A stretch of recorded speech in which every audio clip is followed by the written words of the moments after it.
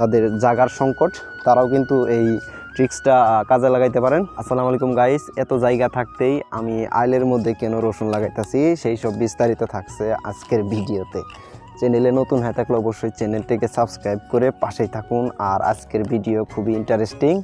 যাদের আপনার জায়গা কম, অল্প জায়গার মধ্যে কিভাবে বেশি ফসল করতে পারবেন সেই বিষয়ে থাকছে আজকের ভিডিও। প্রথমত এই যে দেখতে পাচ্ছেন আমার কিন্তু জমির যে দুই পাশে কিন্তু আলুর ফসল আর কি।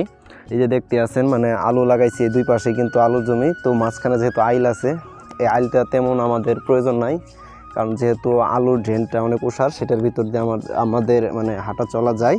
তো সেই জন্যই খুবই অল্প জায়গায় অনেক ফসল করবেন কিভাবে, মানে এই রসুনটা যে লাগাইতেছে এটা কিন্তু কোনো জায়গা অপচয় হইতেছে না এবং কি কোনো জায়গা ভরাট হইতেছে না। যেহেতু আমার এই জায়গাটুকু মানে এমনি পড়ে রয়েছে, তো আর আমি অনেক জায়গায় দেখেছি যে আইল দিয়ে রসুন এবং পেঁয়াজ লাগাইলে খুবই ভালো হয়। তো আমি সেই জন্যই এই মূলত এইটা লাগাইতেছি।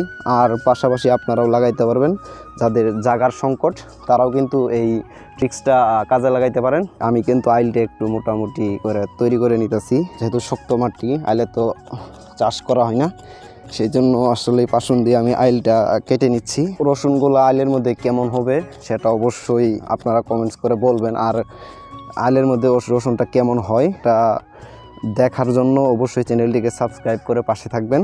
আর সাবস্ক্রাইব করে পাশে না থাকলে তো বুঝতে পারবেন না যে রসুনটা কেমন হলো, আর আইলের মধ্যে রসুনটা আমার হয় কি না হয় বা কেমন হয়, সেটার ফলন কেমন হবে সেই বিষয়ে কিন্তু অবশ্যই আমি আমার চ্যানেলটিকে দেখানোর চেষ্টা করব চ্যানেলে।